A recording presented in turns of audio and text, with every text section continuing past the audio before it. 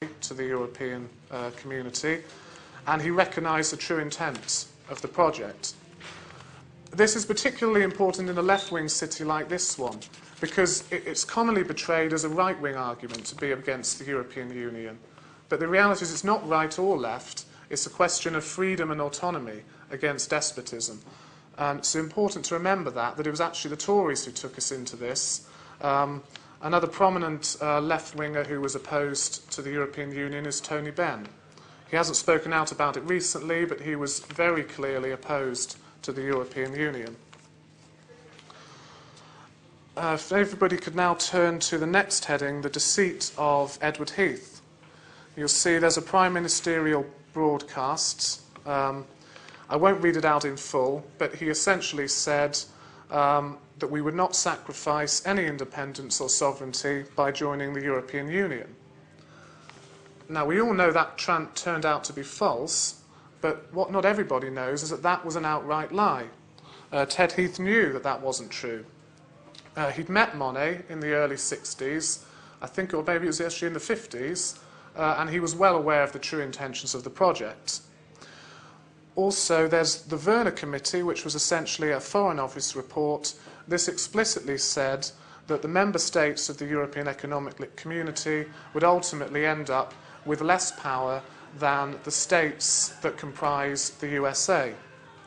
He was aware of that, but he made no reference to it when he campaigned for our entry. Lies were also told about the common fisheries policy.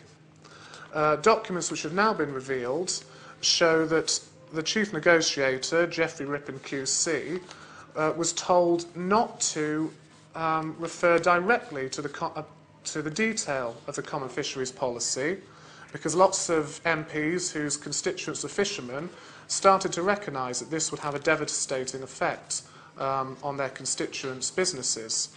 He was told just to tell these MPs that this was just being considered in the wider context. Okay, so these documents, which have now been revealed after the 30-year rule, show that the chief negotiator, Geoffrey Rippon, was deceptive and disingenuous.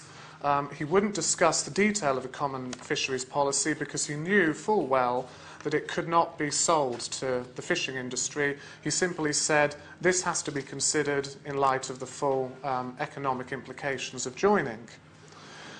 He also derisively described the fishermen as expendable. And that seems quite a cruel description if anybody's been to some of these old fishing towns. And the effect of us joining the common fisheries policy, incidentally, is fairly obvious. The UK's fishing fleet is at most half the size that it was when we joined in the 70s. And I think, I may be mistaken with this statistic, I think British fishermen catch about 11% of the fish in what should be our territorial waters. And I think our territorial waters are about 70% of all of the fishing resources within the European Union. So clearly the benefit's only one way there. There's also a direct lie by Geoffrey Rippon. He said that we would retain full jurisdiction of our coastal waters up to 12 miles, but that wasn't true. We would still be subject to regulation by the EEC right up to the beaches. Okay, now, if everybody could please turn to the next heading, which is the EC to the EU.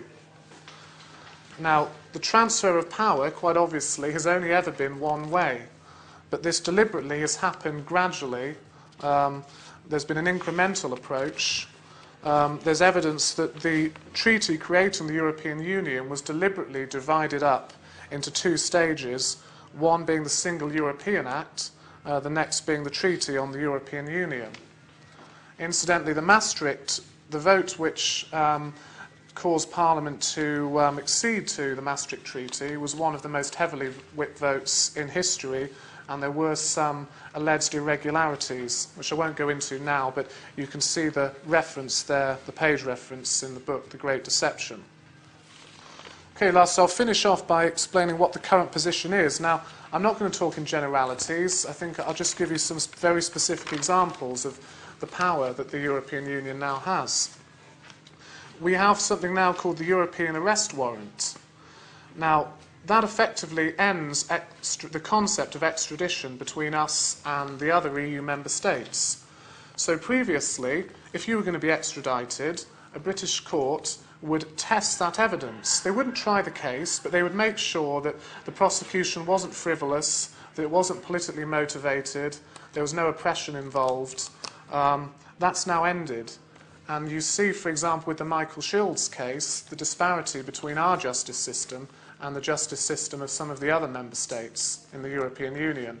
But if now, for example, Bulgaria were to put in an extradition request, as long as they completed the paperwork, we'd have no power to stop them.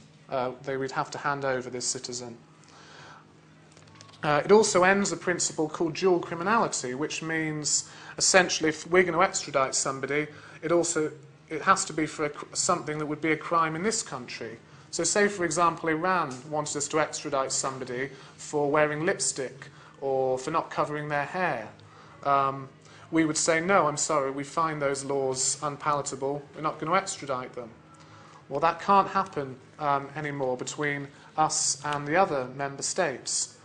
So, for example, Germany may want somebody extradited for Holocaust denial or other speech and thought crimes. The UK government, of course, claims that it's opted out of the criminal justice area. But, of course, the European arrest warrant is something relating to criminal justice. The reason for that apparent contradiction is that the government is being misleading. They haven't opted out of it. What they do is they opt in and out of specific measures within this criminal justice area without the need for parliamentary approval.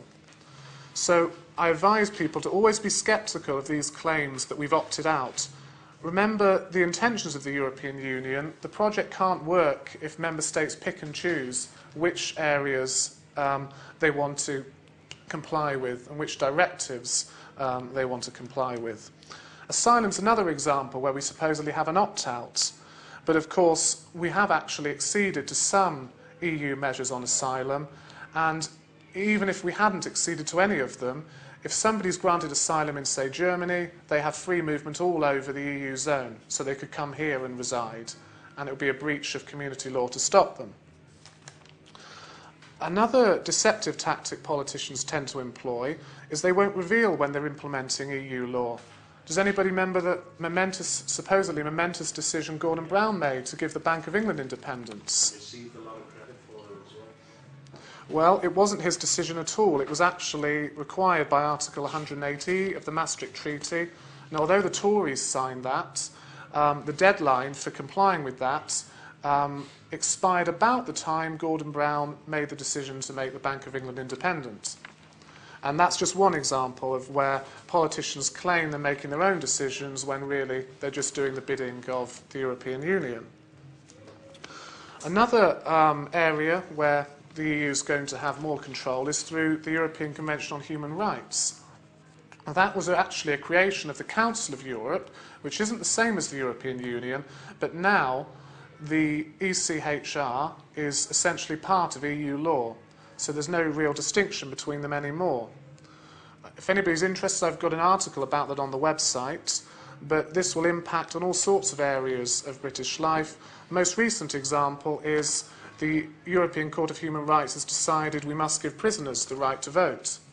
Now, you may or may not agree with that, but really I would say it should be up to our Parliament, and I, for one, don't want to take any lectures in democracy from a dictatorship. It sounds rather absurd to me.